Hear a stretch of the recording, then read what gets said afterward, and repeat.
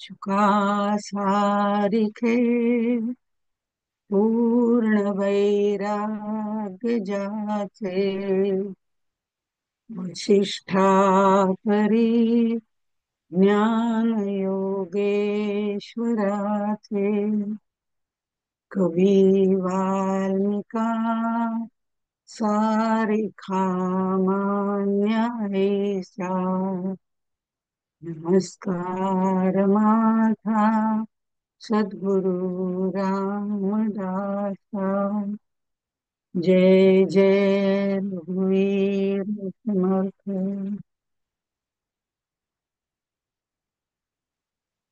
आज आपण दशक 8वा ज्ञानदशक चालू आहे. त्यातला समास 9वा सिद्ध पुरुष लक्षण किंवा सिद्ध लक्षण असं त्याला म्हटलं जातं. त्याच्याबद्दल आपण बोलणार आहोत. खरं म्हणजे आतापर्यंत आपण देवदर्शन पर्यंत आलेलो. देवशोधन पासून सुरुवात करून देवदर्शन पर्यंत आलोय, ज्याच्यामध्ये मी आत्मा आहे हे ज्ञान होणं म्हणजे आत्मदर्शन होणं.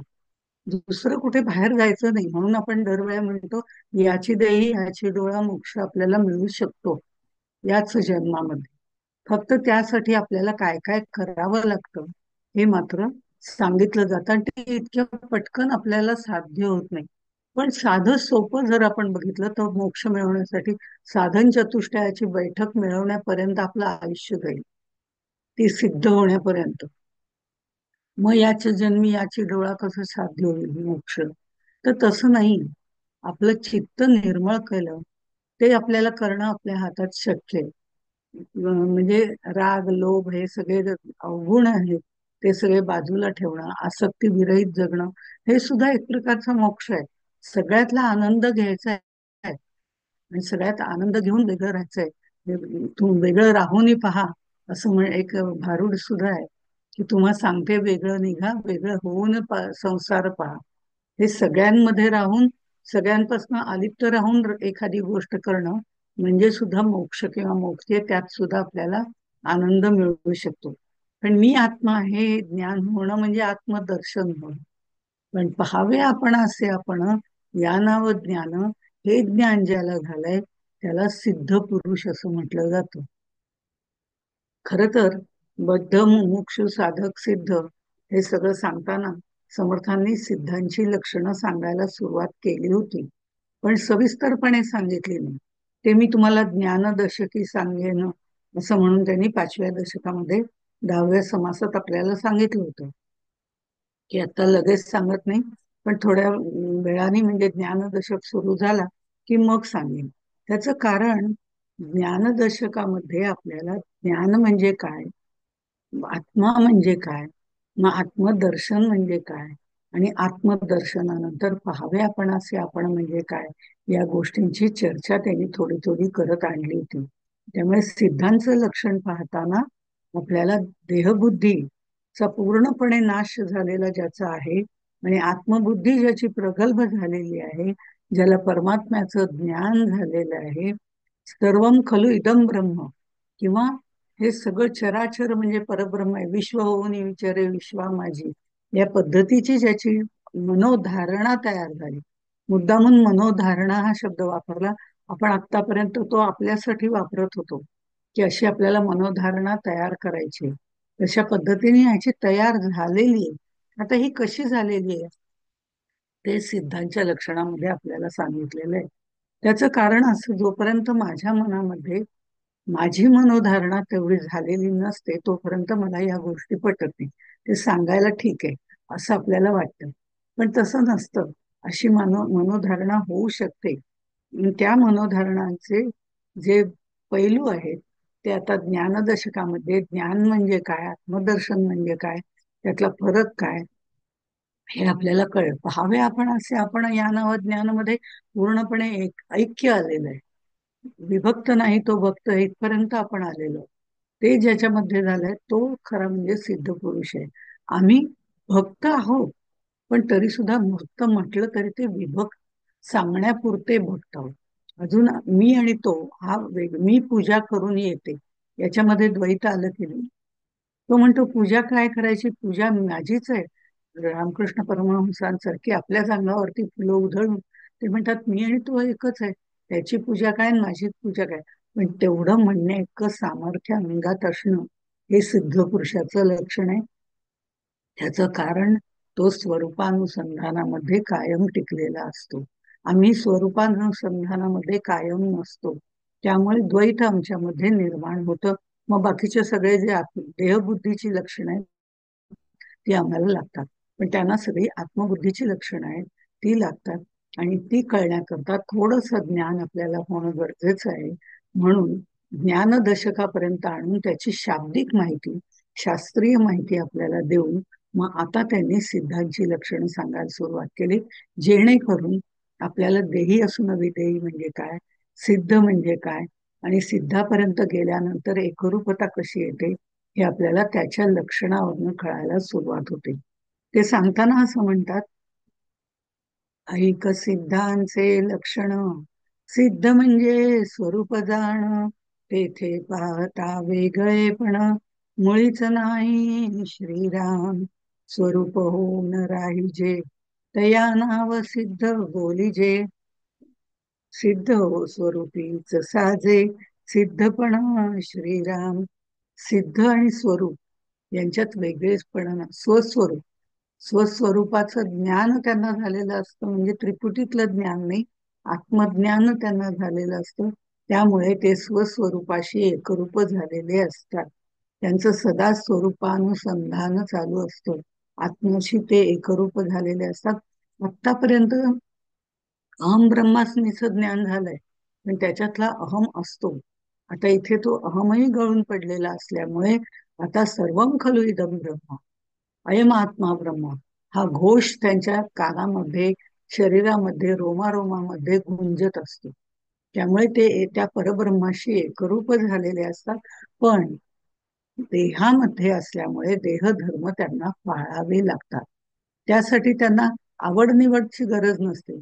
देह स्थिर राहावा, त्यामार्फत साधन करता यावं आणि त्यामार्फत लोकांपर्यंत पोचता यावं, लोकांना आत्मज्ञान देता यावं, या दृष्टिकोनातून देह धारणेपुरतच त्यांच्या सगळ्या गोष्टी चालू असतात. देह देह नसतो, विदेही झालेला असतो. त्याचे सगळे भोग तो भोगत असला तरी हे मात्र आत्मानुसंधानामध्ये असतात.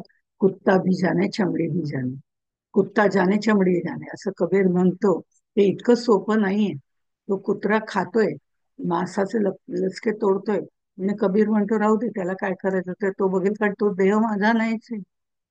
अशा स्थितीवर जे आलेले असतात त्यांना सिद्ध पुरुष असं म्हणतात. सिद्ध आणि स्वरूप ह्यांच्यात वेगळेपणा नसतो.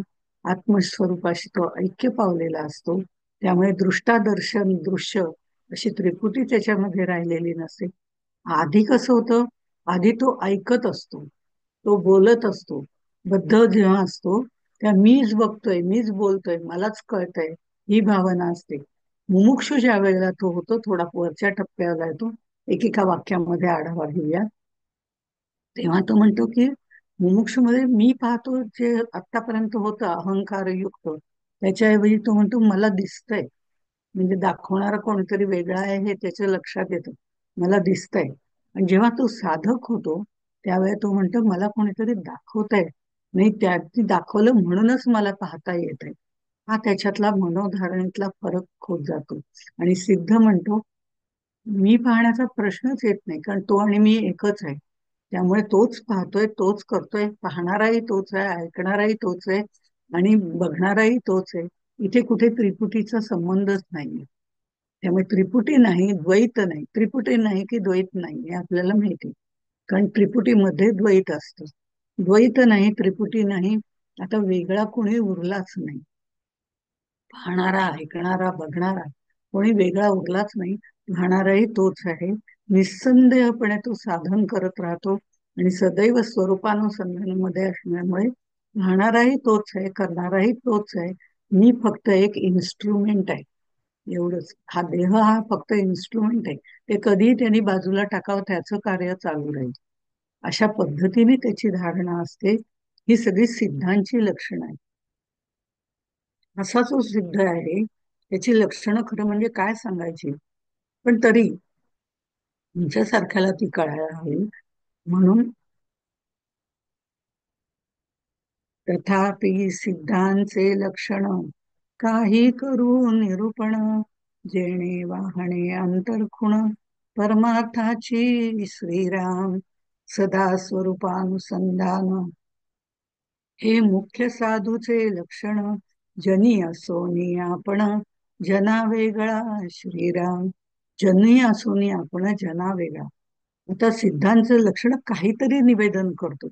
काहीतरी का निवेदन करतो? पण आमच्यासारख्याला सांगितल्याशिवाय ती कळणार नाही. कदाचित ती पटणार नाहीत, कारण आम्ही अजून त्या पातळीपर्यंत आमची मनोधारणा गेलेली नाही, आमची मानसिक स्थिती गेलेली नाही, आणि बाकीची शारीरिक स्थिती तर दूरच राहील. पण तरी सुद्धा ती लक्षणं जर आम्हाला कळली, तर शाब्दिक रूपाने कळली, तरी सुद्धा आम्ही तिथपर्यंत पोहोचण्याचा निदान प्रयत्न तर करू शकतो. अशा तऱ्हेने त्यांनी सांगितले. आणि म्हणून ते म्हणे, जनी असोनी जना वेगळा. हे त्याचं खरं म्हणजे महत्व. तो जनांप्रमाणे देह धारण केल्यामुळे खाणं पिणं उठणं बसणं सगळं त्याचं चालू आहे. सगळे देहाचे देह धर्म, देहाचे व्यापार, देहाचे व्यवहार, नित्य व्यवहार सगळं चालू आहे. तो जेवतो, तो खातो, तो उठतो. पण त्याच्या जेवण्यात आणि आमच्या जेवण्यात फरक आहे. याच्याबद्दल आपण चर्चा बद्ध मुमुक्षु साधक सिद्ध मध्ये केलेली आहे. तर उदरभरण नव्हे जाणीजे यज्ञ कर्म म्हणून तो खातो. आम्ही खातो ते शरीर धारणेपुरतं खात नाही, व्यवस्थित त्याचा स्वाद घेऊन आणि भरपूर नको इतकं पोट भरेल, अपचन होईल इथपर्यंत आम्ही खातो. आणि ती वस्तू आम्हाला आवडते. पण त्याचं जे खाणं आहे ते उदरभरण नव्हे जाणीजे यज्ञ कर्म. तोही आनंदाने खातो बरं का. वा काय सुंदर झालंय. म्हणजे प्रत्येक गोष्टीचा आस्वादही तो घेतो, पण त्याच्यात भोग दृष्टी नसते, आसक्ती नसते. मनुष्य जेवतो खातो पितो, त्याचे नखरे असतात, त्याच्यात भोग वृत्ती असते, त्याच्या भोगांची निवृत्ती झालेली असते. आणि कमी खावं, कमी बोलावं, जिभेनी वाणीनी त्याचं ते कार्य करावं. ह्या गोष्टी ज्या आवश्यक तेवढं खाणं, आवश्यक तेवढं बोलणं, कम बोलो काम का बोलो, अशा पद्धतीने जे सगळ्या गोष्टी आहेत त्या तो त्याच्या आचरणातनं आपल्याला दाखवत असतो. तो सांगायला जात नाही, पण त्याच्या आचरणातनं आपल्याला कळतो. प्रत्येक गोष्टीचा आस्वाद मात्र घेत असतो, कारण आनंद हा प्रत्येकाच्या, तुमच्या माझ्या प्रत्येकाच्या हृदयामध्ये स्थित झालेला आहे. ह्याच्याबद्दल ज्ञानेश्वर माऊली अगदी 3 शब्दामध्ये सांगतात. अगदी थोडक्यात सांगतात ज्ञानेश्वरीमध्ये. इंद्रियाते चुकविजे, इंद्रियाते चुकविजे, इंद्रिया सवडी लपो नये, इंद्रिय निर्णता भोगीचे. अशा पद्धतीने ज्ञानेश्वर माऊली आपल्याला सांगतात. ते सांगताना ते म्हणतात, इंद्रियाला आवश्यक तेवढं विषय दे. जोपर्यंत आपली शरीर धारणा आहे तोपर्यंत डोळ्यांचं खाद्य पाहणे किंवा दृश्य हे त्यांना दिलंच पाहिजे. पण ते किती द्यायचं, कोणत्या प्रमाणात द्यायचं, कोणत्या पद्धतीचं द्यायचं, कसं सात्विक पद्धतीचं देता येईल, या गोष्टी महत्वाच्या आहेत. द्यायचं नाही असं नाही, प्रमाणामध्ये प्रत्येक गोष्ट करायची. इंद्रियाला आवश्यक तेवढे विषय द्यायचे, अप्रमाण विषय जे आहेत ते सेवन करायचे नाही, हे लक्षात घ्यायचं. हे इंद्रिया सवडी लपवू नये. काही वेळेला काय होतं की आम्ही अप्रमाण विषय देतो. म्हणजे एखादा विषय इंद्रियाला हवा म्हटल्यानंतर आपल्याला टीव्ही पाहायला आवडतो, तो किती पाहावा किती पाहावा, जाऊ दे आजचं प्रवचन नाही ऐकलं तरी काय, तेच तेच तेच तेच सांगतात, मग आता पुन्हा कशाला ऐकायला पाहिजे असं आपल्याला वाटतं. आणि आपल्याला त्या सिरियल मध्ये इतका इंटरेस्ट वाढलेला असतो की हा सिनेमा, मी ती वेळच विसरून जातो. मुद्दामून चुकत नाही, पण वेळच विसरून जातो. अरे बापरे, इतके वाजले, प्रवचन संपलं वाटतं. इथपर्यंत आम्ही येतो, याचा अर्थ आम्ही ते विषय अप्रमाण पद्धतीने सेवन करतोय. म्हणून इंद्रियाला चुकविजे, इंद्रियाला आवश्यक तेवढे विषय द्यायचे, फार द्यायचे नाहीये. इंद्रिया सबडी लपो नये, म्हणजे ते काय झालं, विसरूनच गेलो. कसं? हा जो भाग आहे ना, अप्रमाण विषय सेवनाने तसं होण्याची शक्यता असते. आणि इंद्रिय निर्णता भोगीजे, इंद्रिय उत्तेजित होतील, इतकी उत्तेजित होतील की ते विषय सेवन करता करता तोच विषय हवासा वाटेल, बाकीचे विषय आपल्याला तुच्छ वाटायला लागतील. असंही करू नये. मग इंद्रियाला आवश्यक ते योग्य प्रमाणात, योग्य पद्धतीने, योग्य तऱ्हेने आणि योग्य तऱ्हेचे विषय देणं हे महत्वाचं आहे. कारण इंद्रिय आहेत त्यांना ती आवश्यकता आहे. खाणं जिभेला आवश्यक आहे, श्वासोच्छ्वास हा नाकाला आवश्यक आहे, डोळ्याला दृश्य आवश्यक आहे, कानाला श्रवण आवश्यक आहे, हे त्याचे विषय आहे. आणि ते सेवन करणं त्याचं कर्तव्य आहे. ते त्याला त्या पद्धतीने तेवढ्या प्रमाणात सगळ्या गोष्टी दिल्या पाहिजेत. कसं असतं, नाही तर आपण त्याच्यात त्या प्रमाणात किती गुंतून जायचं आणि किती गुंतायचं नाही, हे आपल्या हातात आहे. म्हणून जरी पुन्हा पुन्हा सांगितलं, पुन्हा पुन्हा का सांगितलं जातं? आपल्या मनावर एखादी गोष्ट ठसावी, या दृष्टिकोनातनं समर्थांनी सुद्धा, मी म्हटलं तसं 8व्या दशकाच्या नंतर हळूहळू रिपिटेशन खूप आहे. तर ते रिपिटेशन भराभर पुढे घेऊन आपल्याला जाता येतं. 8व्या दशकापर्यंत ज्ञानदशक आहे. तिथपर्यंत मात्र हळूहळू घ्यावं लागतं बेस. त्याच्यातही रिपीटवर बिमण्या करताय. आता इथे आपण समर्थांचंच उदाहरण घेतलं की लोकसंग्रहासाठी समर्थ अनेक ठिकाणी संबंध ठेवत असत. तसं एकदा मुंजीला त्यांना जायचं झालं आणि मुंज झाली, त्या सगळं विधी पार पडले, ते म्हणले आता मी जातो. तेव्हा सगळे म्हणे नाही ना, एखाद्या नर्तकीचा सुंदर कार्यक्रम ठेवलाय, तेवढा बघूनच जा. धड नाही म्हणता येईना, कारण लोकसंग्रहाच्या दृष्टिकोनातनं काही गोष्टींना नाही म्हणता येत नाही. तर अशा वेळेला समर्थांनी त्यांना सांगितलं, बरं ठीक आहे, बसतो थोडा वेळ. पण समर्थांना सीटच त्यांनी पुढची दिली. त्यामुळे अगदी पुढे सगळी जी बैठक घातली होती, त्या सिंहासन काही खुर्च्या ठेवल्या होत्या, त्याच्यावर बैठकीवरती समर्थांना स्थान दिलं, अग्रगणी. त्यामुळे त्यांना उठताही येईना. नृत्यांगना अतिशय अप्रतिम असं नृत्य करत होती. तिची सगळी लोक वाहवा करत होते, फेटे उडवत होते. सगळा माहोल एक वेगळाच आनंदाचा तयार झाला होता. आणि ते झाल्यानंतर समर्थ मात्र तिथे खाली नासाग्र दृष्टी ठेवून शांतपणे बसलेले होते. आणि शांतपणे बसून आनंद घेत होते.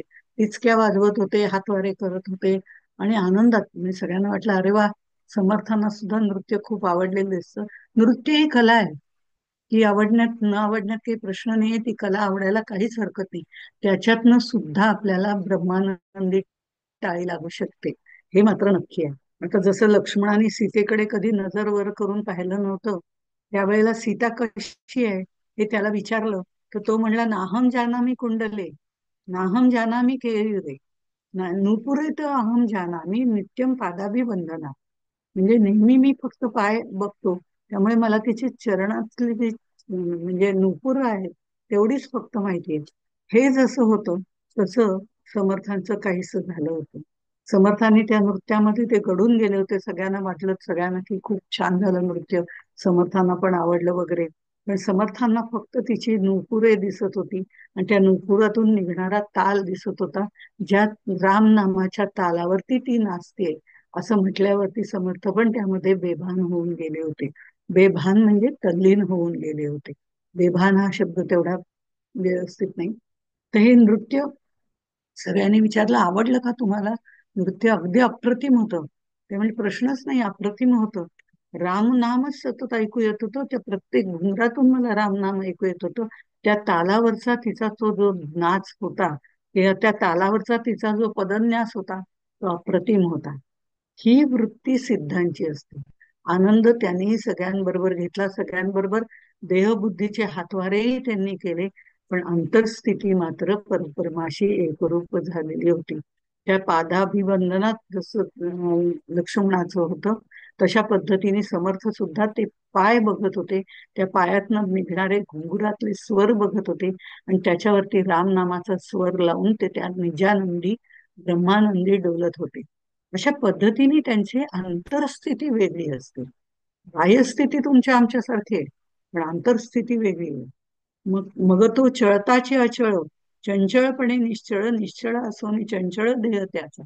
म्हणजे आता इथे तो आस्ताचे अचळ, खरं म्हणजे मुळामध्ये अंतरस्थिती त्या परब्रह्माशी एकरूप झालेली असल्यामुळे अंतस्त्यागी बहिर्भोगी, अशा बाहेरनं मात्र ते नृत्य बघतायत, हातवारे करतायत, ही चंचलता त्यांच्यामध्ये आहे की काय, असं आमच्या सारख्याला वाटते. पण चंचलपणे निश्चळ अंतरस्थिती, ही जी देह जो आहे तो निश्चंचल जरी वाटत असला, हातवारे करतोय, वर खाली बघतोय, वावा करतोय, हे सगळं निश्चंचलपणा देहाचा असला, ती देहबुद्धीची भावना असली, तरी सुद्धा अंतरस्थिती मात्र निश्चळ असून ती रामनामामध्ये दंग होती. अशा तऱ्हेने या समर्थांचं वर्णन केलं जातं. आणि तेही एक प्रकारचे सिद्ध पुरुष होते. त्यामुळे निष्काम कर्मयोगी किंवा अनासक्त साधू हा असा असतो, आणि ही त्याची भावना मनापासून असते. त्यामुळे त्याला कर्तृत्व भाव आणि भोक्तृत्व भाव त्याच्याकडे येत नाही. त्यामुळे त्याला कुठल्याही कर्माचा लेप लागत नाही. आम्हाला त्या त्या कर्माचा लेप लागतो, त्याला लागत नाही. येथे कारण अंतरस्थिती, अंतरीच पाहिजे निवृत्ती, अंतर लागले भगवंती, तोची साधू श्रीराम. साधू म्हणजे इथे सिद्ध या दृष्टिकोनातूनच म्हटलेलं आहे. आता समर्थ सुद्धा भगवी छाटी लंगोटी हे त्यांचं वर्णन केलं जातं. निरनिराळ्या ठिकाणी ते तसे जातही होते. पण सर्वसाधारणपणे जिथे स्त्रियांचा प्रवेश असायचा अशा ठिकाणी मात्र ते पूर्ण मेखला घालून जात असत. आणि तेवढं देहाचं भान त्यांनी ठेवलेलं होतं, आणि ते प्रत्येक संत आपलं ठेवतो, त्याबद्दल वाद. पण जेव्हा गुहेमध्ये बसले असतील तेव्हा भगवी छाटी लंगोटी असाच वेश कदाचित परिधान केलेला त्यांनी असेल, कदाचित नाही, करत असत जेव्हा ते ध्यानाला वगैरे बसत असत त्यावेळेला. पण एरवी जर आपण त्यांचं वर्णन बघितलं तर रामाने त्यांना हिरमुजी वस्त्राची रंगाची, हिरमुजी रंगाची मेखला दिलेली होती. म्हणजे जी पूर्ण अंघर घालतात ती कपनी म्हणतात तशा पद्धतीने. विष्णूंनी त्यांना फेटा दिला होता, त्याच्यावरती मोठा तुरा होता. म्हणजे तो तुरा, अहंकाराचा तुरा, जो विसर्जन आपण करतो तो तुरा तिथे ठेवलेला होता. तिथे अहंकार नाही, तो विसर्जन केलेलाच तुरावरती लावलेला होता. महालक्ष्मीनी त्यांना पिवळा कद दिला होता, तर खंडेरायाने काळ्या रंगाची काठी दिली होती, आणि श्रीकृष्णाने घोंगडी दिली होती, दत्तात्रयाने खडावा दिल्या होत्या. अशा सगळा हा पोशाख ते बऱ्याच वेळा करत असत. हातामध्ये कड घालत असत, मुद्रिका असे, असे त्यांचं वर्णन काही ठिकाणी आपल्याला पाहायला मिळतं. साधारण स्त्रियांच्या ठिकाणी म्हणून समर्थ म्हणतात, सर्व काळ दिसे नग्न तो एक मूर्ख, असं समर्थांनी जे वर्णन केलंय ते साधारण स्त्रिया जिथे आहेत अशा ठिकाणी जो नग्न अवस्थेत जातो त्याच्या बाबतीमध्ये म्हटलं असलं तर ते सगळ्यांना लागू पडत नाही. जे पूर्ण ब्रह्मानंदी वितळून गेलेले आहेत, अहम ब्रह्मास्मीची भावना सुद्धा त्यांच्या मनामध्ये नाही, अयम आत्मा ब्रह्माचा घोष ज्यांच्यामध्ये चालू आहे, तो अनुभव त्यांना येऊन त्या अनुभवाशी ते एकरूप झालेले आहेत, असे जे सिद्ध आहेत त्यांना हा नियम लागू होत नसला तरी काही नियम समाज धारणेच्या दृष्टिकोनातून पाळावे लागतात, असं समर्थांचं मत होतं. त्यामुळे अंतस्त्यागी बहिर्भोगी असावं असं समर्थ योग वशिष्ठाप्रमाणे म्हणतात. आणि वशिष्ठ ऋषी हे समर्थांचे आजे गुरु असल्यासारखे आहेत, रामाचे सद्गुरू आहेत, आणि श्रीराम हे समर्थांचे सद्गुरू आहेत. अशा पद्धतीने हे वर्णन केलं गेलेलं आहे. त्यातनं काही विपरीत अर्थ काढले जाऊ नये म्हणून सांगायचं, बाकी काही नाही. येथे कारण अंतरस्थिती, अंतरीच पाहिजे निवृत्ती, अंतर लागले भगवंती, तोची साधू श्रीराम. अंतर्यामी वृत्तीची निर्वृत्त असायला हवी. बाह्य रंग कसेही असले तरी चालेल, पण अंतरस्थिती मात्र निवृत्त झालेली असायला लागते. बाह्य वेशावरनं साधू ओळखायचाच नसतो, त्याची निवृत्ती कशी झालेली आहे याच्यावरनं त्याला ओळखायचा असतो. आणि म्हणून गजानन महाराज कुठेही राहिले, कसेही राहिले, नग्न राहिले, तरी सुद्धा त्यांची अंतरस्थिती वृत्ती रहित झालेली होती, निर्वृत्त झालेले होते. त्यांच्या मनात कुठलेही तरंग उठत नसत, मनात चंचल बिचल कधीही झालेलं नाही. त्यामुळे त्यांच्या बाबतीतही असं म्हटलं जातं की ते सदैव आत्मानुसंधानामध्ये असत. त्यांच्या कथाही आपल्याला वेगवेगळ्या ऐकायला मिळतात. जसं गोंदवलेकर महाराजांच्या बाबतीमध्ये आपण बघितलं, तुकामाईंनी त्यांना जेव्हा सांगितलं की तू तिथे, ती मुलं त्याच्यामध्ये गाडी कथाभाग सगळ्यांना माहिती आहे, फक्त ओझरता उल्लेख करून पुढे जाते की त्यांची ती जी सगळी छोटी छोटी मुलं आहेत ती सगळी खड्ड्यात घाल, त्याच्यावरनं सगळं सारून टाक आणि त्याच्यावर ध्यानाला बस. आपला सारखा माणूस त्याला किती चैनच पडणार नाही की अरे बापरे, बाह्यस्थिती आमची देहबुद्धीवर आधारित आहे, म्हणून आम्हाला वाटेल की मुलांचं काय होईल, कारण मुलं वेगळी आणि मी वेगळी, हा आमचा भाव आहे. पण तुकामाई जेव्हा सांगतात की तू त्याच्यावर ध्यानाला बस, तर गोंदवलेकर महाराज ध्यानाला बसू शकतात, कारण ते म्हणतात मी जिवंत आहे तोपर्यंत मुलं जिवंत आहेत, पण मुलं आणि मी एकच आहे. अयम आत्मा ब्रह्म, माझ्यात जो आत्मा आहे तोच आत्मतत्व त्यांच्यामध्ये आहे. ही एकरूपता स्वरूपानुसंधानामुळे आलेली आहे, आणि ती सतत आलेली असल्यामुळे त्यांच्या मनामध्ये चलबिचल होत नाही. आणि अनेक प्रकारच्या शिव्या देणारे तुकामाई चोर आला वगैरे म्हणणारे तुकामाई, अंतरस्थिती मात्र त्यांची स्वरूपाशी जोडलेली आहे. ती अंतरस्थिती स्वरूपाशी जोडलेली, आणि माझे सद्गुरू तिथे आता बसलेले आहेत, ते काय ते बघून घेतील म्हणून आपलं सर्व देहबुद्धी त्यांच्या हातात देऊन टाकणारे गोंदवलेकर महाराज त्या समाधी स्थानावर बसलेले, खड्ड्यावरती बसलेले आहेत, समाधी लावून बसलेले आहेत. ते म्हणतील त्यांच्या हातात आहे, ते काय करतील ते, मी फक्त बसायला सांगितलं बसलो. मुलं सगळी जशी न तशी होती. त्याचं कारण काय? सदा स्वरूपानुसंधान. हे जे आहे, कल्पिता विषय हातीचा जावा, तेणे गुणे क्रोध यावा, साधू जनांचा अक्षय ठेवा, जाणार नाही श्रीराम. म्हणून ते क्रोध रहित, जाणती स्वरूप संत, नाशिवंत हे पदार्थ, सांडोनिया श्रीराम. आता हे इथे आपल्याला असं वाटतं की काय तुकामाई रागवले असणार त्यांच्यावरती, त्यांना मारलंय काय, लोकांना मारायला सांगितलंय काय. अंतरस्थिती ती नाही, परीक्षा देहबुद्धीची घेतली जाते. आत्मस्थितीवरती हा माणूस स्वरूपानुसंधानाशी जोडलेला आहे की नाही याची परीक्षा घेणं झाली. त्यामुळे ती परीक्षा घेणं वेगळं आहे आणि देहबुद्धीवरनं या गोष्टी करणं वेगळं आहे. ज्याची देहबुद्धीच मुळे निघून गेलेली आहे त्याला या परीक्षा देणं सहज शक्य आहे. जे आपल्याला देहबुद्धीवरून आत्मबुद्धीवर जाण्याचा प्रवास करण्यासाठी बाकी काही करण्याची गरज नाही. चित्त शुद्ध ठेवा, आत एक बाहेर एक असं ठेवू नका, चित्त शुद्ध ठेवा. तेवढं असलं म्हणजे बास. काही वेळेला आपल्याला सुद्धा प्रश्न पडतो की आपण तसं वागू शकतो का. तर काही वेळेला नाही, बऱ्याच वेळा आपण तसं वागू शकत नाही. आपल्या घरातलीच लोक असले की आपला स्वार्थ बळावतो. बाहेर सांगताना सगळं छान वाटतं, गुडी गुडी असतं, पण काही वेळेला आपल्याच गोष्टी आपल्याला माहिती असतात आणि तिथे आपल्याला तो बदल करता आला पाहिजे. हे जे करणं शक्य झालं तर याची देही याची डोळा सहजपणे शक्य असत. आणि म्हणून त्यांनी म्हटलंय, कल्पिला विषय हातीचा जावा, तेणे गुणे क्रोध यावा. आम्ही कामना इच्छा करत असतो आणि ती मिळवण्यासाठी धडपडत असतो. आणि ती मिळाली तर आम्हाला अहंकार उत्पन्न होतो, नाही मिळाली तर आम्हाला क्रोध निर्माण होतो. आम्ही नेहमी व्यस्त, ग्रस्त आणि त्रस्त असतो. आम्ही नेहमी व्यस्त, त्रस्त आणि ग्रस्त असतो. म्हणजे आम्हाला एखादी गोष्ट मिळवण्यासाठी आम्ही व्यस्त असतो, ती गोष्ट मिळवल्यानंतर ती सांभाळण्याकरता आम्ही ग्रस्त असतो. म्हणजे त्या ह्याच्यामध्ये गुंतून राहतो ती सांभाळण्याकरता. नाही मिळाली तर त्या क्रोधामध्ये ग्रस्त असतो, आणि नाही त्यामुळे आम्ही व्यस्त असतो, ग्रस्त असतो आणि त्रस्त असतो. पण या सगळ्या ह्याच्यामध्ये आम्ही जेव्हा त्रस्त असतो तिथे आपल्याला आपल्याला सांभाळता येतो.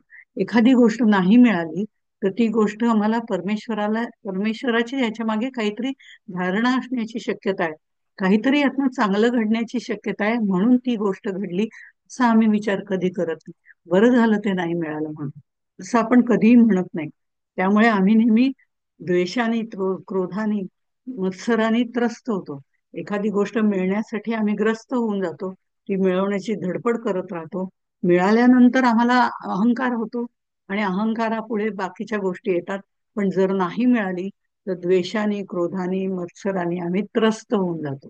मिळाली नाही म्हणून त्रस्त होतो, मिळाल्यावरती सांभाळायची कशी म्हणून त्रस्त होतो, आणि पर्यायाने चिंतेने आम्ही ग्रस्त होऊन जातो. पण आम्ही मस्त कधीच नसतो. त्यामुळे कायम आम्ही मस्त आहोत हेच म्हणा.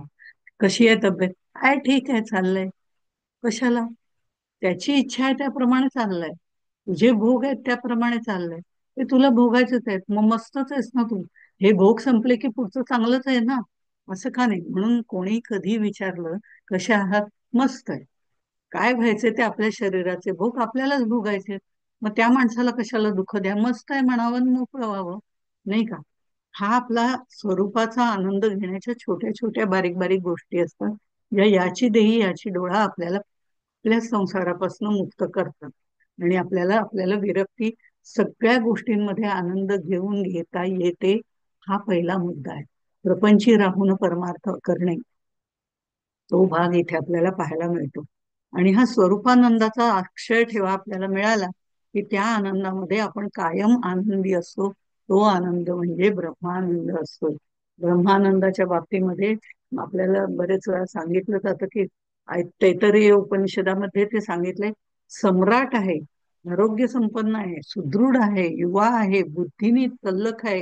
अशा अनेक गोष्टी त्याच्याकडे आहेत, ज्या आवश्यक आहेत, ज्या परिपूर्ण आहेत. सुदृढ युवा, संपूर्ण गोष्टींचा मालक आहे. त्याचा आनंद म्हणजे एक मानुष्य आनंद म्हटलेला आहे. म्हणजे आपल्याला एक मानुष्य आनंद सुद्धा अजून उपभोगायचा आहे. तर बाकीचे ब्रह्मानंद पर्यंत जायला किती आपण पटकन म्हणून जातो, ब्रह्मानंदम परम सुखदम. पण त्या ब्रह्मानंदामागे किती आनंद लपलेले. एक 100 मनुष्याचा आनंद म्हणजे एक मनुष्य गंधर्वाचा आनंद आहे. 100 मनुष्य गंधर्वाचे आनंद ते एक देवगंधर्वाचा. 100 देवगंधर्वाचे ते एक पितरांचा. एक अजानजाचा, मग देवांचा, मग इंद्राचा, मग बृहस्पतीचा. 100 100चे एक असं ना दरवेळेला. मग प्रजापतीचा, हिरण्यगर्भाचा, असे सगळे बृहस्पतींचा, असे सगळे 100 100 आनंद एकत्र आल्यानंतर जो आनंद आहे त्याला ब्रह्मानंद म्हटलेला आहे. आणि हा स्त्रोत त्या परब्रह्म परमेश्वराकडनं आलेला स्त्रोत आहे. ते जे आनंद आहे, ज्याला कशाचाही क्षय नाही, ते सुख म्हटलेलं नाहीये, कारण सुख म्हटलं की त्याला दुःख येतं. तो आनंद म्हटलेला आहे. तो आनंद म्हणजे ब्रह्मानंद आहे. आणि तो आनंद ज्याला मिळतो त्याला दुसरीकडे कुठे जाण्याची गरजच पडत नाही. तो त्या आनंदामध्ये, दुःखाच्या मागे दुःख येतं, आनंदाच्या मागे काही नाही, आनंदच असतो. म्हणून त्याला ब्रह्मानंदम परमसुखदम असं म्हटलंय. आणि आपल्या दृष्टिकोनाने विचार केला तर मोद, प्रमोद, आनंद, ब्रह्मानंद असं आपण म्हणूया. म्हणजे ब्रह्मानंदामधल्या ह्या सगळ्या स्टेज सांगितल्या. पण तरी सुद्धा मोद, एखादी वस्तू आपल्याला ज्या वेळेला मिळणार आहे, आता येतीलच आंबे, म्हणजे आता आले पण आता येतीलच आंबे, असं म्हणून जी आम्हाला उत्सुकता लागते, की तो मोद काय, ते आंबे सुंदर असतात. एकदा का ते पिकले ना की त्याचा रस कडू वगैरे, अजून हातात आंबा आलेला नाही, पण त्याच्या कल्पनेने आम्हाला आधीच आनंद वाटायला लागला की आता आपल्याला तो मिळणार आहे. हा मिळणार आहे, एखादी वस्तू मिळणार आहे, ही कल्पना म्हणजे मोद. तो मोद. आणि नंतर ती वस्तू झाला, आता मे महिना आला, आता इतके सुंदर आंबे यायला लागले, रसाचं तर काही विचारूच नका. म्हणून ते आंबे घरी आले. घरी आंब्याच्या पेट्या आल्या, थोड्या पिकायचे अजून. पण आता पेट्या घरी आल्या म्हणजे 100% मिळणार. तो जो आहे त्याला प्रमोद असं म्हणतात. तर आंबा म्हणजे आंब्याचा रस खात्रीपूर्वक, आता नाही पण एक आठवड्यात ह्या नक्की पिकतील आंबे आणि आपल्याला मिळेल, हा वस्तू मिळाली याचा आनंद, त्याला प्रमोद असं म्हटलं जातं. आणि मग अगदी एकेका वाक्यात सांगते, त्याच्या म्हणजे आपल्याला पुढे जाता येईल. आणि मग तो प्रत्यक्ष आंबा खाल्ला, वाह, काय चव होती, काय रस होता, काय त्याची म्हणजे चव, रंग होता वगैरे वगैरे, सगळं वर्णन जर आपण बघितलं, आणि तो प्रत्यक्ष खाल्ल्यानंतर मिळालेला जो आनंद. आणि हा आनंद आठवणींचा पण असू शकतो, की मागच्या वर्षी जो खाल्ला होता ना तो असा असा होता. हा आठवणींचा पण आनंद असू शकतो, आणि त्याला स्मृती आनंद असंही म्हटलं जातं. आणि नंतर जो आहे तो ब्रह्मानंद. आंबा खाल्ला तो त्या शरीराने खाल्ला, आस्वाद घेतला तो त्या शरीराने घेतला. मला फक्त सगळ्यांनी दिला, त्यांनी दिला, त्याला छान म्हटलं, बाबा काय सुंदर आंबा आहे म्हटलं, असं म्हणून त्यांना आनंद दिला. पण मी मात्र पुन्हा मला तोच आंबा मिळाला पाहिजे, पुढच्या वर्षी येईन बरं का आंबा खायला, असं म्हणत नाही. सर्वांमध्ये असून सर्व उपभोगून आसक्ती विरहित आंबा खाणं, हा ब्रह्मानंद आहे. हा ब्रह्मानंद कुठल्याही दुसऱ्या गोष्टींवरती अवलंबून नसतो. मोद, प्रमोद, आनंद हे सगळे एखाद्या गोष्टीवर अवलंबून असतात, म्हणून ते उपाधी सहित असतात. पण ब्रह्मानंद कशावरही अवलंबून नसतो. तो आपल्या आतच असतो. तो पूर्णपणे उन्मळून बाहेर येतो. हा आतून बाहेर येणारा जो आनंद आहे तो ब्रह्मानंद आहे. आणि तो आनंद तेव्हाच मिळतो जेव्हा त्या परब्रह्माशी एकरूपता येते, जी सिद्ध पुरुषाची आहे. त्यामुळे सिद्ध पुरुषाचं हे एक लक्षण समजलं जातं. मग याला काय होतं, या सिद्ध पुरुषाला इतका आनंद असतो की त्याला कशाचा लोभच निर्माण होत नाही, त्याला कशाची वासना निर्माण होत नाही, त्याला कशाचा दंभ करावासा वाटत नाही, मुखोटेपणा दाखवावासा वाटत नाही. सुखदुःख समेकृत्वा, याप्रमाणे तो शोक नाही, अशा गोष्टींमध्ये तो अडकून पडत नाही. सुख दुःख दोन्ही सारखंच आहे. सुखानंतर दुःख, दुःखानंतर सुख येणार आहे हे त्याला माहिती आहे. आणि हे सुख दुःख हे आपल्या प्रारब्धाचे भोग आहे, हेही त्याला माहिती आहे. त्यामुळे तो कुठल्याच गोष्टीत चिकटून राहत नाही. त्याला मोह नाही, कारण त्याच्या मनाचं उन्मन झालेलं असतं. त्याचं मन एका उंच पातळीवर उच्चासनावरती जाऊन बसलेलं असतं की जिथून तो साक्षी रूपाने सगळं पाहू शकतो, त्याला सिद्ध असं म्हणतात.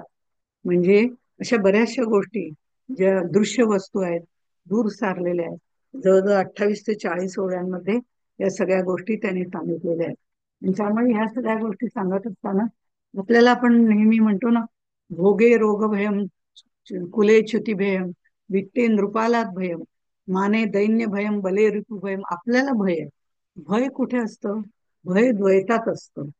भय, अभयम हे दैवी संपत्तीतलं पहिलं त्यांनी सांगितलेलं आहे. हे स्वरूपानुसंधान जिथे टिकतं, अयम आत्मा ब्रह्म अशी मनस्थिती जिथे मनोधारणा जिथे दृढ झालेली असते, अशा ठिकाणी अभयम ही पहिली गोष्ट तिथे येते. आणि कशाचंच त्याला भय वाटत नाही, कारण चराचरात मीच भरलेला आहे आणि मीच सर्वत्र पसरलेला आहे, ही त्याची धारणा असते. पण आम्हाला भय असतं. आम्हाला कसं भय असतं? भोगे रोग भयम. ज्याला भोगाची वृत्ती आहे, प्रत्येक गोष्ट खाण्याची वृत्ती आहे, त्याला रोगाचं भय असतं. असे इथे बरेच दिलेले आहेत, सगळे वेगवेगळे दिलेले आहेत. कुलेच्युती भयम, ज्याला कुल संपन्न जो आहे आणि त्याच्या कुलाला नाव लौकिक त्याला कुठे बट्टा लागला की त्याला वाईट वाटतं. वित्ते नृपाला भयम, राजाला आपल्या संपत्तीचं भय असतं कायम, किती कोणी चोरून नेऊ नये, राज्य चोरून नेऊ नये. अशा अनेक प्रकारच्या गोष्टी त्यांनी सांगितल्या. माने दैन्य भयालम भये भले रूपे तारुण्यात भय. आपलं रूप कमी होत चाललंय असं तारुण्यात मध्ये ते जे रूप रसरसून भरून आलेलं असतं ते कमी झालंय. तर आपल्याला आपण कसे दिसू म्हणून मेकअपवर मेकअप करत जातो, तर ते आणखीनच खराब होत जातं. अशा पद्धतीचं त्याचं भय त्याला असतं. प्रत्येक गोष्टीला हे भय आहे. पण सर्वे वस्तू भयान्वितम भुवि नृणाम, हे जे सांगितलंय, सर्वे वस्तू भयान्वितम भुवि नृणाम विष्णू पदम निर्भय. विष्णू पद समचरण असलेली ही विष्णू पद आहेत. ते एक ज्ञानच आहे, एक भक्तीच आहे. त्यामुळे इथे ज्ञान आणि भक्ती या दोन्हीचा संगम झालेला असं अयम आत्मा ब्रह्म हा घोष ज्याच्या मनामध्ये चाललेला आहे, असं त्याला भय कशाचा असणार? त्याला कशाचंच भय नाही, कारण त्या पदांमध्ये तो एकरूप होऊन गेलाय. त्या विष्णू पदाला तो पोचलेला आहे. म्हणूनच उपनिषदामध्ये कम म्हणजे खम आणि खम म्हणजे कम असं म्हटलेलं आहे.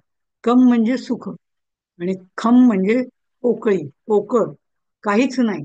ज्याच्याकडे काहीच नाही तोच कायम सुखी असतो असं म्हटलं जातं. काहीच नाही म्हणजे ज्यांनी जिलबी कधी खाल्लीच नाही, त्याला जिलबीची चवच माहिती नाही, त्याला जिलबीचं सुख काय कळणार. पण ज्यांनी जिलबी खाल्ली आहे तो मात्र त्याच्या जिभेप्रमाणे त्या जिलबी आणण्याकरता 10 दुकानं फिरवायची. ही नको, ती नको, चितळ्यांची हवी, काका हलवायची हवी, साजूक तुपातली हवी. एवढीशी 3.5 इंचाची जीभ म्हणेल इकडची नको, तिकडची नको. का? तर त्यांनी त्याची चव पाहिलेली आहे आणि त्या चवीमध्ये त्याची आसक्ती आहे. जिथे आसक्तीच नाही तिथे सगळीकडे पोकळीच आहे. जे मिळेल ते आनंदाचंच असेल, न मिळालं तर म्हणेल ते कसं असतं कोणास ठाऊक, ते माहितीच नाही. तर त्याच्यातही आनंदच असतो. पण प्रत्येक गोष्ट ही परब्रह्म स्वरूपच वाटायला लागते. तिथे काही नाही, तिथे सुख आहे असं वाटायला लागतं. बुद्धीने नेमिले निर्गुणा, त्यासी कोणीच नेईना, या कारणे साधू जना खेदची नाही श्रीराम. साधू सदा सर्वत्र निर्गुण निरब्रह्म, निर्गुण असं परब्रह्म संचलेलं आहे. हा त्याच्या बुद्धीचा ठामपणा आहे की मी परब्रह्म आहे, तेही परब्रह्म आहे, अंतर्बाह्य तोच भरलेला आहे. त्यामुळे दुसरं कोणी नाहीच आहे. दुसरं कोणी नाही म्हटल्यानंतर घाबरायला पलीकडे कोणी नाहीच आहे. भीती दुसऱ्याची वाटते, आपली आपल्याला कधीच भीती वाटत नाही. त्यामुळे भीती दुसऱ्याची वाटते. तेही इथे बुद्धीने नेमिले निर्गुणा, सगळीकडे हे निर्गुण परब्रह्मच भरलेलं आहे. त्या असं कोणीच नाही ना. त्याला कोणी नेणार आहे का? तर कोणीच नेणार नाहीये. मग हे बुद्धीने हे परब्रह्म निर्गुण निराकार इथे भरलेलं आहे, तेच माझ्यात आहे, तेच चराचरात आहे, कोण कुणाला नेणार? न्यायला तिसरा कोणी नाहीच आहे. ही ज्याची मनोधारणा आहे त्याला साधू असं म्हटलं जातं किंवा त्याला सिद्ध असं म्हटलं जातं. इथे बाळेकुंद्री बुवा म्हणून बेळगावला त्यांचा मठ वगैरे आहे, छान आहे. तर बाळेकुंद्री बुवांच्या बाबतीमध्ये एक छोटा किस्सा सांगितला जातो. ते त्यांना असं विचारतात की तुम्ही असे कसे काय एवढे आनंदी राहू शकता? तुम्हाला कशाचीच कशी काळजी नाही, कशाचंच कसं भय नाही. तेव्हा ते म्हणले होते, जे माझं आहे, जे माझं आहे ते मला सोडून कधी जातच नाही. जे माझं नाही त्याला कोणी नेण्याचा प्रश्नच येत नाही. त्याला कोणी नेण्याचा प्रश्नच येत नाही, आणि कोणी नेलं तर मी त्याचा विचारही करत नाही. आता माझं जे आहे ते मला सोडून कधी जात नाही. माझं जे आत्मतत्व माझ्यामध्ये भरलेलं आहे, जे अंतर्बाह्य भरलेलं आहे, जे आतही आहे, जे बाहेरही आहे, निर्गुण निराकार असं परब्रह्म तत्व जे आहे ते माझ्या आत आहे, त्याला मी आत्मतत्व असं म्हणतो. बाहेर आहे त्याला मी परमात्मा तत्व असं म्हणतो. ते केवळ मला कळण्याकरता, माझ्या देहबुद्धीला कळण्याकरता मी म्हणतो, पण मुळात हे दोन्ही एकच आहे हे मला माहिती आहे. ते कोणीही पळवून नेऊच शकत नाही. त्याची मला काळजी करायचं कारण नाही, कारण ते माझं आहे. आणि माझं आहे ते कोणी पळवून नेऊ शकत नाही. पण जे माझं नाही ते मी जपून ठेवायचा प्रयत्नच करत नाही. जे माझं नाही, हे देह माझा नाही, हे डोळे माझे नाहीत, म्हणजे देह माझा नाही, याच्यामध्ये सगळं आलं. ही धन दौलत संपत्ती माझी नाही, ती सांभाळायचा प्रश्नच नाही, कारण ती माझी नाहीच आहे. जे माझं नाही ते मी सांभाळायच्या प्रयत्नातच पडत नाही. त्यामुळे त्याची चिंताच मी करत नाही. मग मला चिंता कशाची? चिंता नाही म्हणजे भय नाही, भय नाही म्हणजे दुःख नाही, दुःख नाही म्हणजे सगळे आनंदच आहे. सुखाच्या विरुद्ध दुःख आहे ते नकोच आहे मला. माझ्यामध्ये आनंदच भरलेला आहे, आणि तोच आत्मानंद आहे. आणि अशा तऱ्हेने जे आहेत ते साधू, किंवा ते सज्जन, किंवा ते सिद्ध, असं त्यांना वेगवेगळ्या नावाने म्हटलेलं आहे. आशा धरिता परमार्थाची, दुराशा तुटली स्वार्थाची, म्हणून नैराश्यता साधूची, ओळखण श्रीराम. नैराश्यता स्वतः स्वरूपानुसंधान, बाकीचं हृदयाची चित्तशुद्धी, आणि पुढचं जे आहे ते नैराश्यता. नैराश्यता म्हणजे निराश वृत्ती नाहीये त्यांची. काहीच करायचं नाही, काहीच बघणार नाही, काही नाही, मी फक्त नामस्मरणात, नामस्मरणात ते स्वरूपानुसंधानात कायम असतातच. म्हणून ते बाकीच्या गोष्टी करत नाहीत का? करतात ना. आपल्यासारखा सगळा आनंद, खाण्यापिण्याचा, सगळ्या बटण्या उठण्याचा, सगळ्याचा आनंद घेतात, संसार प्रपंच सुद्धा करतात. पण त्यात सुद्धा एकनाथ महाराजांसारखं मुलीमध्ये गवळण पाहण्याची वृत्ती निर्माण निर्माण झालेली आहे. बायकोमध्ये माता लक्ष्मी पाहण्याची वृत्ती निर्माण झालेली आहे. प्रत्येक गोष्टीमध्ये त्यांना भगवंत पाहण्याची, जे जे भेटे भूत ते ते मानी जे भगवंत, ही वृत्ती त्यांची निर्माण झालेली आहे. त्यामुळे यांना वृत्ती प्रवृत्ती काही शिल्लक राहिलेलीच नाही. ही वृत्ती जी आहे ती पण वृत्ती अशी आहे जी निवृत्तीकडे जाणारी आहे. अशीच प्रवृत्ती त्यांच्यामध्ये शिल्लक आहे. ते सगळ्या गोष्टी आपल्यासारखे करत असले तरी त्यांना आतून उत्साही आहेत, आतून आनंदी आहेत, त्यांच्यामध्ये कर्तृत्व भरलेलं आहे, समाजहित करण्यासाठी धडपड आहे, परहित करण्यासाठी ते आतुर आहेत. पण स्वार्थासाठी ते कधीच आतुर झालेले नाही, कारण तिथे द्वैत नाहीच आहे. स्वार्थ कुणासाठी करायचा? ना त्याच्यामध्ये दुसरा कोणी नाहीच आहे. माझ्यासाठी मीच स्वार्थ करायचा तो परमार्थ स्वार्थ आहे. तो समर्थांनी, गोंदवलेकर महाराजांनी आपल्याला करायला सांगितलेला आहे. तिथे वृत्ती प्रवृत्ती काही शिल्लकच राहत नाही. याचा अर्थ सर्व बाबतीत तो उदासीन असतो. वरच्या स्तरावरती बसून सगळीकडे साक्षी रूपाने पाहत असतो. सगळ्यांच्या सुखादुःखामध्ये तो आनंदी आणि दुःखी दोन्ही होत असतो. आसक्त राहत नाही. तिथनं ती जागा सुटली की तिथनं त्याच्यामध्ये आसक्त राहत नाही, बाहेर पडतो. सिद्ध हे गगनाप्रमाणे मृदू असतात. त्यामुळे त्यांचे कठोर वचन ते कधीच बोलत नाहीत. कायम त्यांच्याकडे गेलं की आपल्याला आनंदी का वाटतं? कारण ते नेहमी चांगलीच वचन, सुवाच्य, सुदृढ अशी जी उत्तेजन देणारी, उत्तेजन म्हणजे परमार्थ मार्गामध्ये भक्तिप्रेम वाढवणारी, त्या दृष्टीने उत्तेजना देणारी अशी त्यांची वाक्य असतात. त्यांचा राग म्हणजे अनुराग. हा अनुराग सुद्धा, राग म्हणजे अनुराग हा शब्द आहे. अनुराग म्हणजे प्रेम. प्रेम लोट प्रेम करतात, आतून बाहेरून प्रेम करतात. पण म्हणून आमच्यासारखं आसक्तीमध्ये त्या प्रेमाच्या गुंतत नाही. स्थिती बाणता स्वरूपाची, चिंता सोडिली देहाची, कुत्ता बीजाने चमडी बीजाने म्हटलं त्याप्रमाणे, या कारणाने होणाराची चिंता नसत. मग बुद्धीकडे ओढा असल्यामुळे देहबुद्धीला काय चालतंय, देहबुद्धीला काही कमी झालंय का, जास्त झालंय का, याचा ते विचारच करत नाहीत. कारण ते म्हणतात देह माझा नाहीच आहे, मग त्याची चिंता मी का करू? ते भगवंतांनी माझं इन्स्ट्रुमेंट म्हणून वापरायचं ठरवलेलं असेल तर तो बघेल ना, त्या इन्स्ट्रुमेंटची काळजी कशी घ्यायची, कधी त्याला थांबवायचं, कधी त्याला विश्रांती द्यायची, कधी त्याला म्हणायला सांगायचं, कधी त्याला बोलायला सांगायचं, हे तो बघून घेईल. कारण मी त्याचं हातचं इन्स्ट्रुमेंट आहे. ही पक्की धारणा असल्यामुळे देहाची चिंता करतच नाही. आणि चिंता एकदम, काय आहे, चिंता जी असते ती सतत जाळत राहते. चिता एकदा तरी जाळते आणि मोकळी होते, पण चिंता सतत जाळत राहते. त्यामुळे चिंता करण्याची वृत्ती या सिद्ध पुरुषांची कधीच नसते. कारण चिंता कुणाची? जे आपलं नाही त्याची चिंता करायची, जे आपलं आहे त्याची चिंता करायचं कारणच नाही. तशा पद्धतीने त्यांनी म्हटलंय की चिंता आयुष्यभर जाळत राहते, चिता एकदाच जाळते. पण यांना चिंताच कशाची नाही, कारण देहाच्या सर्व उपाधी, देहाची काळजी त्यांनी दूर सारलेलीच आहे. कारण देह बुद्धी नष्ट झालेली आहे. देहाच्या कुठल्याही बंधनात ते राहत नाही. देह आपला मानून ते राहत नाही. देह परमात्म्याचं साधन आहे. देह परमार्थाचं साधन आहे, ते इन्स्ट्रुमेंट आहे. या पद्धतीने ते राहत असतात. आणि मग तो आपला स्वधर्म आहे तो मात्र पाळण्याचं काम करतात.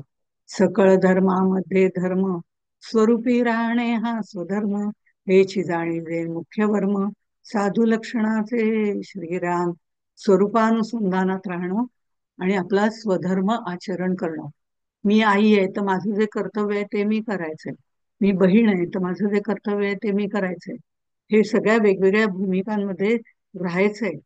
रंगुनी रंगात साऱ्या पाय माझा मोकळा, पण तरी सुद्धा त्याच्यामध्ये आसक्ती रहित राहायचंय. म्हणजे आसक्ती ठेवायची नाही. आसक्ती ठेवली की पुन्हा आपण त्याच्यामध्ये गुंतून जातो. स्वरूपात राहणं हा खरा धर्म आहे. पण स्वधर्म जो आहे, बद्ध मुमुक्षु साधक सिद्ध, या दृष्टिकोनातनं आपल्या देहबुद्धीप्रमाणे आलेला स्वधर्म आहे, तो पाळायचा आहे. पण तो पाळताना सुद्धा पण जर आसक्ती विरहित केलं तर चांगलं आहे. अन्यथा पुनरपि जननम पुनरपि मरणम या चक्रामध्ये आपण अडकतो. मुमुक्षुला किमान इच्छा तरी होते. साधकाला त्या दृष्टीने स्वधर्माकडे वळण्यासाठी काय करायचं ते कळतं. बद्ध आहे तो ह्याच्यात पडत नाही. पण मुमुक्षू आहे तो म्हणतो निदान मी साधक होण्याकडे जाईन ही इच्छा असते. ती इच्छा चांगली आहे. हळूहळू तो परमार्थाकडे वळतो आणि परब्रह्माकडे वळता वळता तो प्रपंचाचा त्याग करत नसला तरी त्याच्या आसक्ती विरहित राहण्याची कला मुमुक्षूला साध्य होते. तेव्हा तो सिद्ध होऊन जातो, साधक होऊन जातो. आणि साधक होतो आणि साधक अवस्थेकडे वळल्यानंतर त्याला स्वधर्म कळतो. स्वधर्म तिथे कळतो आपण आत्मानुसंधानात राहिलं पाहिजे. प्रत्येक गोष्टी परमेश्वराची इच्छा म्हणून केली पाहिजे.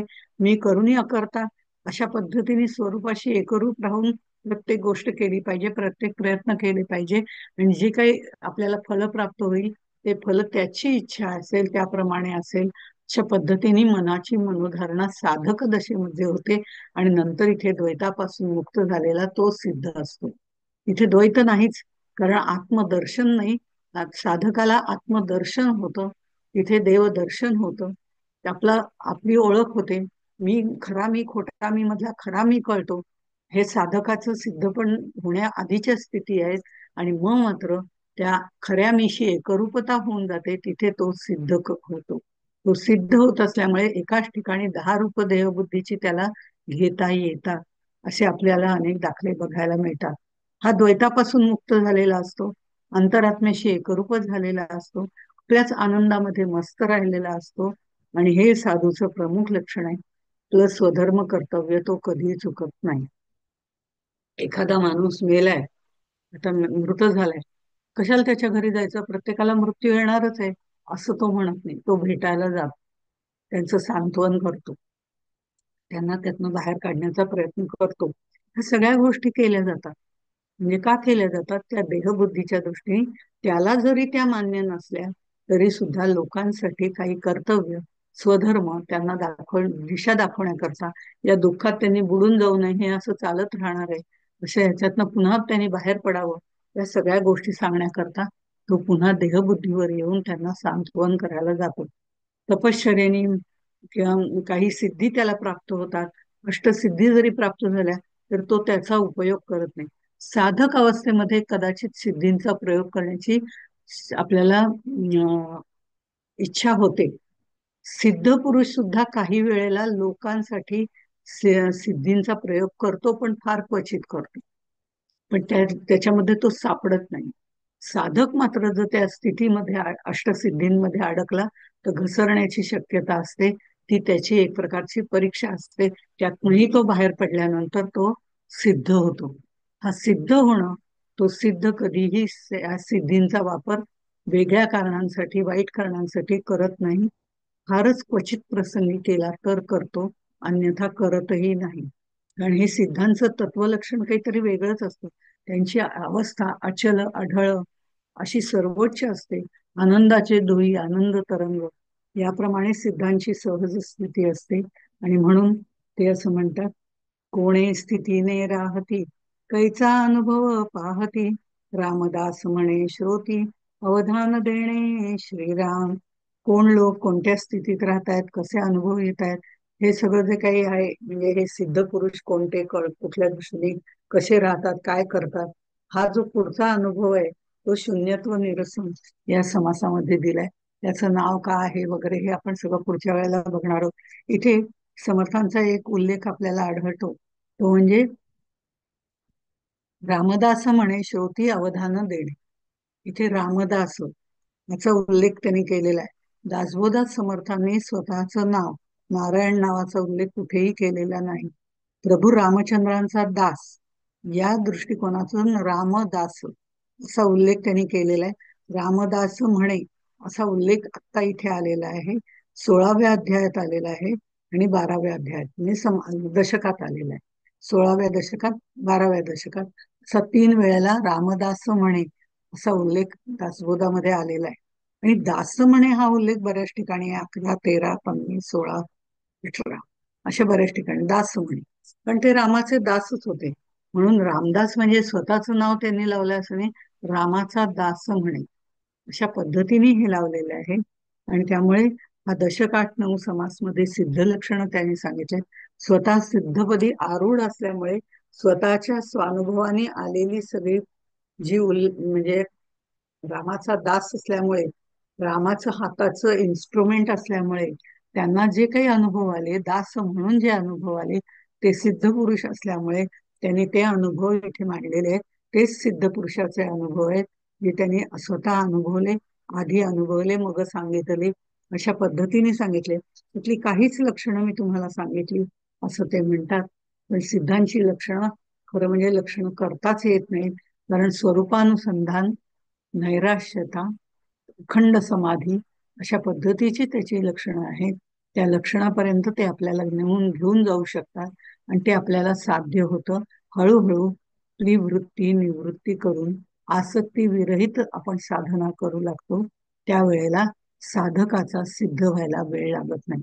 सिद्धामध्ये सुद्धा पहिलं काही वेळेला जसं आपण बद्ध मुमुक्षु साधक मध्ये बघितलं की मंद मुमुक्षु, मंद नंतर मध्यम आणि मग तीव्र, मुमुक्षुत्वामध्ये बघितलं, साधकामध्ये बघितलं.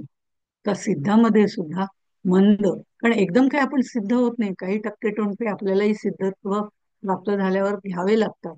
तर ते पण आपल्या म्हणजे कुठेतरी आपल्या पण छलबिछल होते का, कुठेतरी आपल्या पण मनाची वृत्ती बदलते का, कुठेतरी सिद्धींचं आपल्याला आकर्षण होतंय का, या सगळ्या गोष्टींवरनं सगळ्या परीक्षा देऊन पुढे गेल्यानंतर मग तो सिद्ध पुरुष होतो, जेव्हा तो तीव्र सिद्ध असतो. हा तीव्र सिद्ध म्हणजेच देही असून विदेही असतो. हा तीव्र सिद्ध म्हणजेच साधू असतो. हा तीव्र सिद्ध म्हणजेच संत असतो. जो संत आनंद परब्रह्माशी जोडलेला असतो. त्याची लक्षणं पण आत्ता पाहिली.